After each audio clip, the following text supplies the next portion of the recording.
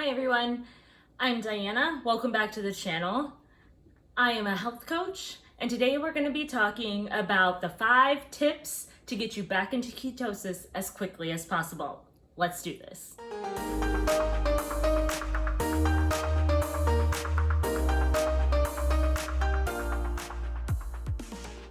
Okay, so like I said, today we're going to talk about what you do when you need to get back into ketosis. So maybe you are new to the ketogenic diet or to low carb, high fat, or maybe you had some sort of event or cheat meal, or you were on vacation, or whatever the case may be, and it's time to kind of reset the nutrition. That's what we want to take a look at right now. There's a couple simple things that can really help you.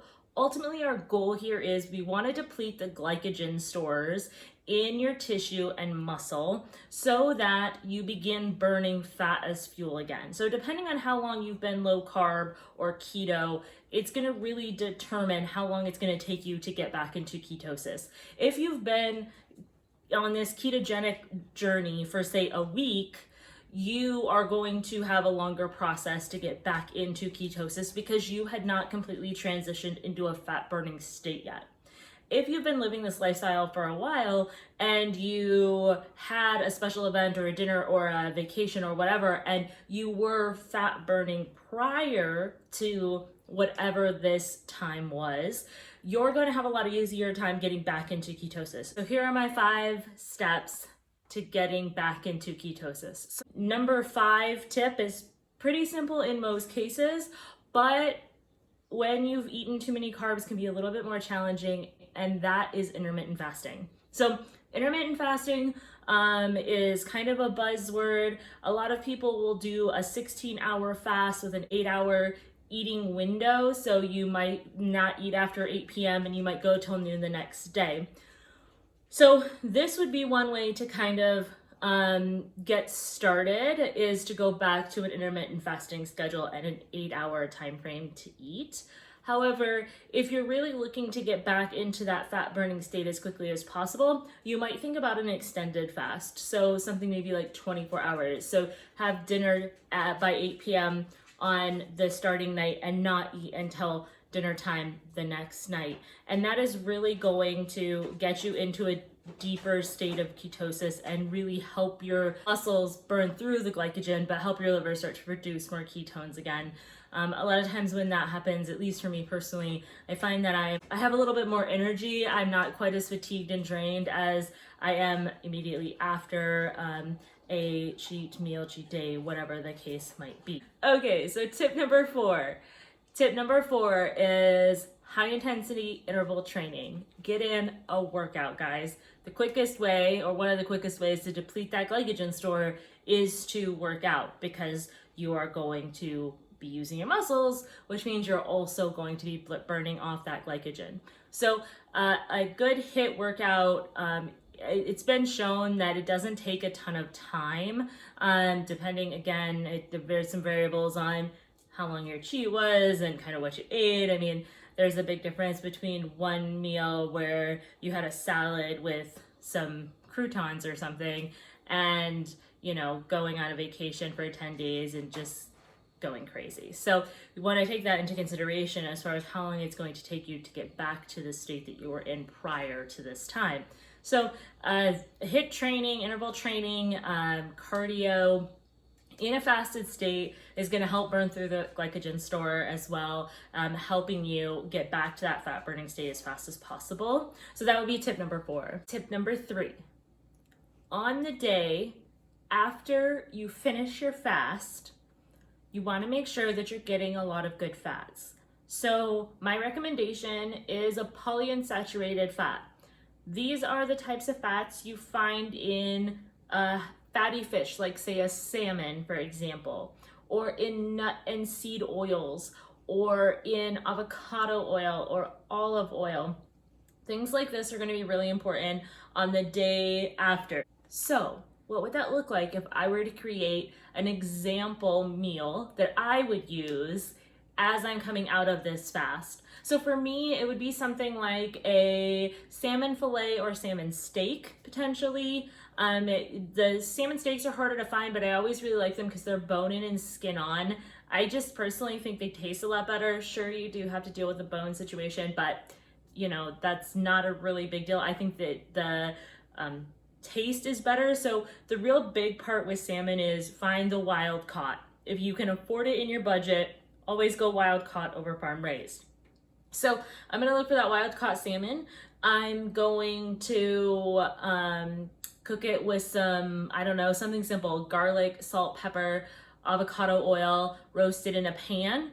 And I am most likely going to roast something like a broccoli or an asparagus with it as well, with some avocado oil on that, garlic, salt, pepper, those types of things, maybe some lemon, and a mixed greens salad. And that's going to be a real simple vinaigrette, avocado or olive oil, lemon, a little bit of deli mustard, pretty simple, just mix it up in a bowl, and some apple cider vinegar, and you have a really easy vinaigrette. It's ready to go on that meal, or on that salad. So that would be my recommendation, something like that. You could do a chicken roasted with avocado, olive oil, whatever the case might be, but you want something that you are going to be utilizing the polyunsaturated fats as opposed to you know, hanging out with your best bacon friends.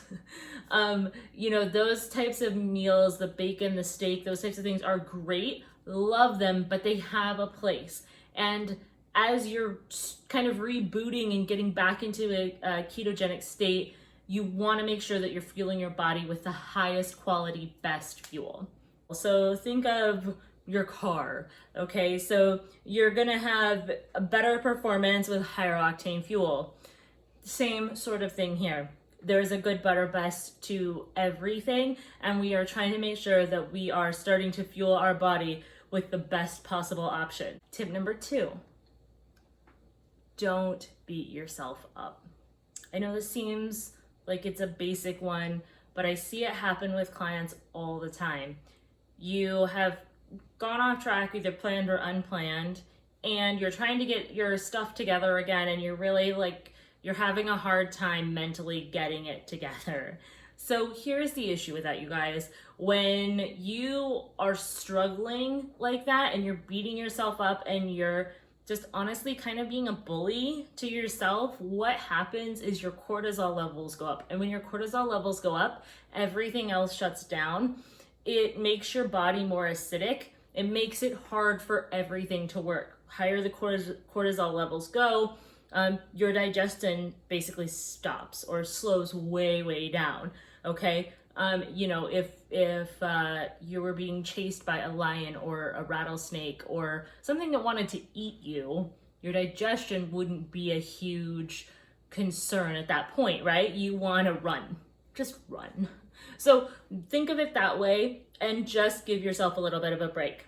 Understand that it all is going to work in its own time. It's going to be different for everyone. Me personally, if I go off for a couple days, it's gonna take me a couple days to a week to get back to the level of fat burning that I was at prior to that cheat. And that might be a little different and a little bit longer for me than it is for other people. Again, everybody's system is so different. It really is varied on how fast that can happen. But being nice to yourself is going to make a difference. So that's really important. Tip number 1, and my personal favorite, exogenous ketones. So exogenous ketones are basically going to boost the ketone level in your blood to help you burn fat as fuel, okay? And in this case, I prefer something that is bioidentical to what your body makes, to what your liver makes. And that is definitely the way I've chosen to go when I'm using an exogenous ketone product. I find that it helps me with the mood stability, with the fatigue after not eating really well. I just kind of feel burnt out. All those types of things that kind of come with like transitioning back and forth between being carb burning and fat burning. The exogenous ketone supplements really help keep you in a fat burning state. And so you can do a couple things. One, you can use them in these times where you are trying to get back into ketosis as quickly as possible. Two, you can use them on a daily basis, which makes it a lot easier to, be more flexible if this is really a lifestyle thing. So for me, being on a ketogenic diet or in a ketogenic lifestyle is just how my life functions. I had a conversation with my doctor in 2019. He was like, hey, we really think this might help your overall performance. A lot of it was just a lot of mental fog, a really bad situation as far as sleep for a really long time, appetite control, things like that. And the ketogenic diet really helps those types of things. But it was a slow process. I had a lot of complicated things going on, and so I needed a supplement on a daily basis. And that's kind of how I found the exogenous ketone option and how I realized how much it actually helps. And so if you want to know more about that, I'll put some information below, but that would be my number one tip, is use a supplement to get you through until you're feeling good again and back in that fat burning state. And think about what those supplements are and how your body is going to process them. Not all supplements are created equal. You want to make sure that they're in their most pure form, most like what your body is going to create. So keep those things in mind.